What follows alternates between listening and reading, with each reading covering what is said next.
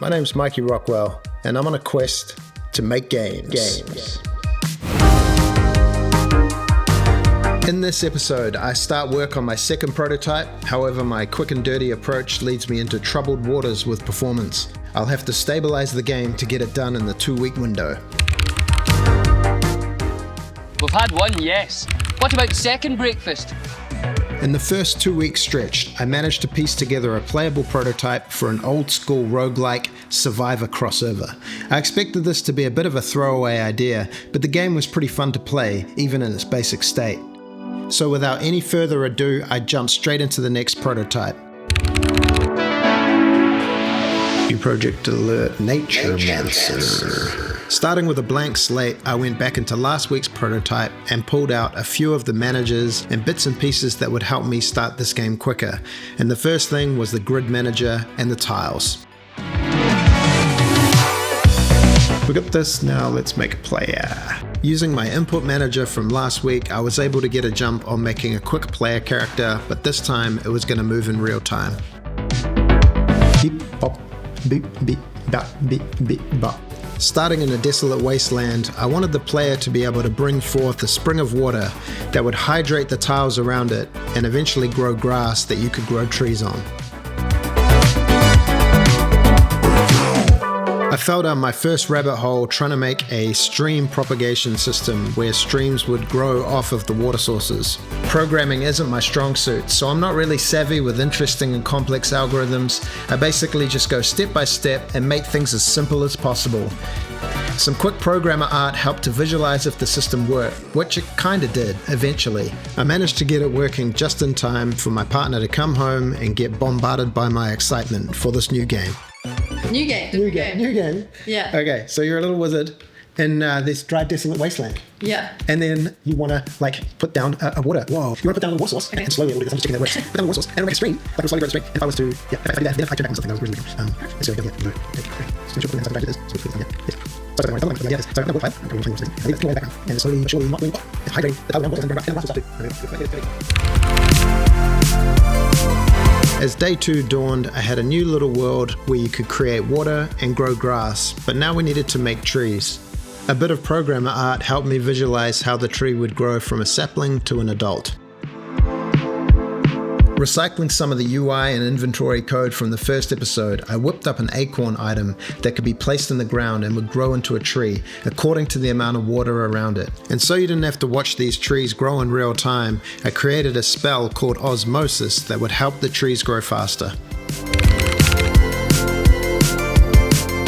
I love walking in the woods and getting recharged by the nature around you, and this gave me the idea of trees that create mana that you can collect as a nature wizard. For the mana pickup, I just made a little green orb that would hover around the trees waiting for the player to come and collect. But yeah, it's pretty cool so far in a kind of super retro vibe, but yeah. It's more about would this be a fun game to play, and this is just my little sandbox, the 2D sandbox. You know, this could be 3D or isometric or whatever. The second part of the core game loop was the trees producing acorns that could be collected and planted to expand the forest. Now that trees created mana and acorns, the game suddenly became playable. You'd start off slowly with just a few trees and a bit of mana, but over time your forest would grow and grow until it expanded and covered the whole map. And just with these few mechanics in place, it was already kind of fun to play. As a bonus task for day 3, I started work on what are definitely not Ents for legal reasons.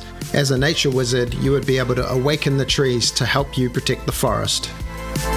Wood? Oh, there it is. Perfect.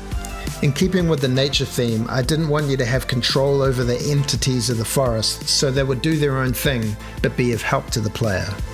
Oh yeah, now it's just gonna go.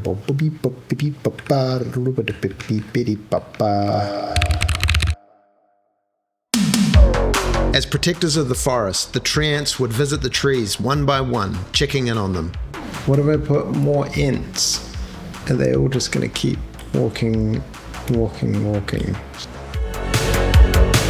The idea was that the tree ants would visit the trees, collecting up the mana for you, and then drop it off to collection points that you could put down, sort of like a loose nature-based automation system. Yeah, then. What if I walk over to him?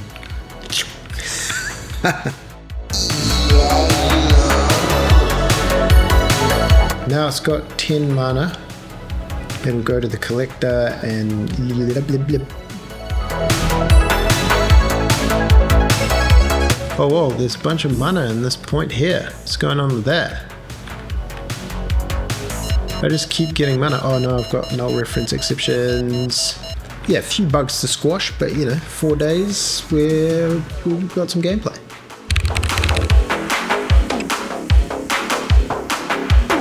The tree ants were now roaming the forest collecting the mana, but there was no way to summon them, so I had to create a spell that would summon the tree ant from an adult tree.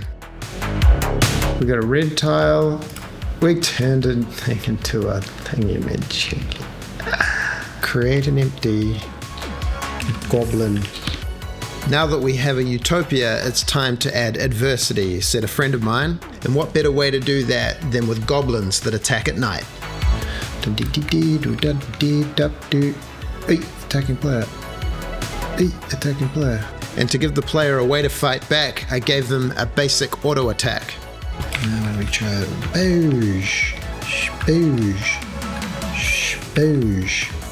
Yeah, I've put quite a lot of behavior together in sort of half a day, which is, there's quite a lot of holes in it.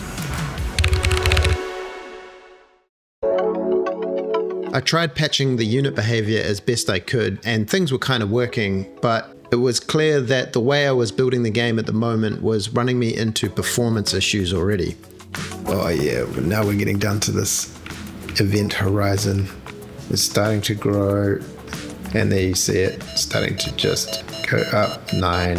It'll eventually crash the whole game, kind of. Find new contacts. Is taking 33 milliseconds. While the problem mainly lay in the amount of mana pickups and the way they worked, instead of fixing that, I decided to test my combat system and see how it would hold up at scale. I created a little battle royale situation, and at first things went well, but as the unit count got higher, I was running into the same issue with the physics system becoming overwhelmed. After breaking the behaviors down into components, I suddenly realized that I was kind of using rigid bodies and colliders a little bit wrong, and once I figured that out, suddenly the performance exploded. To do a test of how the game was really running, I turned off VSync and did a quick build, and I was happy to see that even with tons of little dudes fighting, I was still getting between 500 and 1000 frames a second, which meant that I had fixed some of the problems with the rigid bodies. But when it came to the mana pickups, I still hadn't looked into that problem, and when my partner got home from work, she wanted to playtest the game, and once she started building a big forest with a ton of ents and mana pickups, we started to see the same issues with frame drops due to the physics. Oh, we're dipping. We're dipping? Oh, we're dipping. We're in 70 FPS. Oh, is this that slow? Yeah. Anything Oh, it's because there's all this mana. Let me just grab it all. Yeah, grab it. We're back up to 100 and something. The frame rate was directly correlated with how many mana pickups there were in the game at one time. I love that big glitchy water as well, to be honest. Mega acorns. Whoa, look at them all. Oh, they're killing some of your ants though. No, they won't. I've got so much mana, I can just...